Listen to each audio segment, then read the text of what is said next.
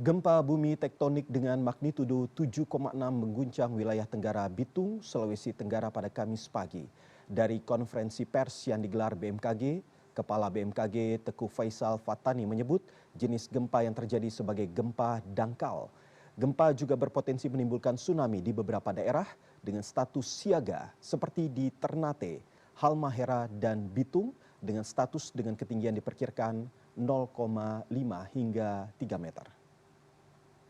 Tadi saya melihat di ruang Zoom juga teman-teman di UPT khususnya di lingkungan stasiun geofisika di wilayah Sumatera Sulawesi Utara, maksud saya di daerah timur yang terdekat dengan lokasi kejadian.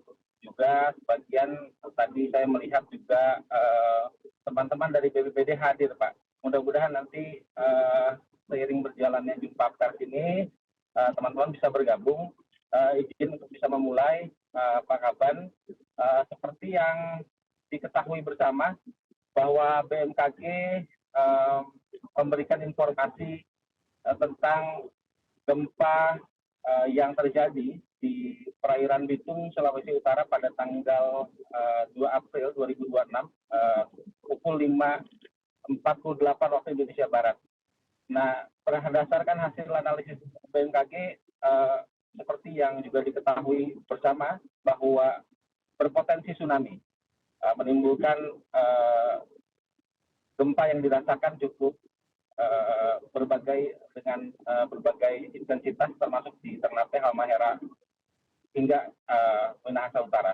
Nah, berkenaan dengan hal tersebut, tentu BMKG pada pagi ini dalam situasi yang cukup mendesak kiranya untuk bisa memberikan updating terkait dengan peringatan dini tsunami gempa bumi dengan magnitudo 7,6 di Pelitaran Sulut, dan sudah hadir di ruang multi hazard early warning system khususnya di Indonesia Tsunami Early System di lantai 5, dan Pak Kepala Badan sudah hadir, Bapak Prof Teguh Faisal Fatani, yang didampingi juga dengan Ibu Deputi Bidang Geofisika, Ibu Dr. Nelly, dan juga Pak Dr. Rahmat Triono. Itu beliau adalah PLT Direktur Tsunami Informasi Gempa Bumi, juga dengan Pak Dr. Fahri. Oleh karenanya langsung saja untuk melihat informasi yang akan nanti disampaikan oleh Pak Kepala Badan terkait dengan apa yang sebetulnya terjadi, lalu kemudian fenomena gempa yang terjadi di Sulut itu karena apa, dan seterusnya. Kami persilakan Pak Kaban untuk menyampaikan secara rinci, secara umum kepada teman-teman media yang sudah hadir di ruang Zoom sebanyak 56 orang ini, Pak. Kami persilakan Pak Kaban. Terima kasih. Baik, terima kasih Pak Taufan. Selamat pagi rekan-rekan media dan juga kepada seluruh UPT, ini pelaksana teknis BMKG di seluruh Indonesia yang juga hadir. Dan harapannya nantinya informasi yang kami sampaikan juga dapat disebarluaskan kepada masyarakat luas. Saya Kepala BMKG bersama dengan Deputi Bidang Geofisika, Ibu Dr. Nelly Nurindariama, kemudian PLT Direktur Gempa Bumi dan Tsunami Bapak Dr. Rahmat Triono, dan juga Direktur Seismoteknik Geofisika Potensial dan Tata Waktu Bapak Dr. Fahri Razak. Kami akan menyampaikan terkait dengan update gempa bumi tektonik dengan magnitudo 7,6 di Pulau Batang 2, Ternate, Maluku Utara yang berpotensi tsunami. Hari Kamis, tanggal 2 April tahun 2026, pada pukul 5.48 waktu Indonesia bagian Barat, di wilayah pantai barat daya Pulau Batang 2, Ternate, Maluku Utara, diguncang gempa tektonik. Hasil analisis BMKG menunjukkan gempa bumi ini memiliki parameter update dengan magnitudo 7,6.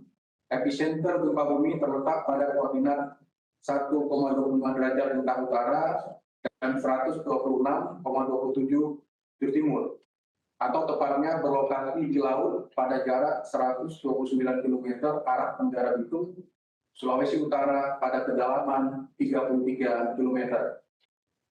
Deteksi gempa otomatis telah dirilis oleh BMKG, yaitu pada 1 menit 20 detik setelah gempa terjadi.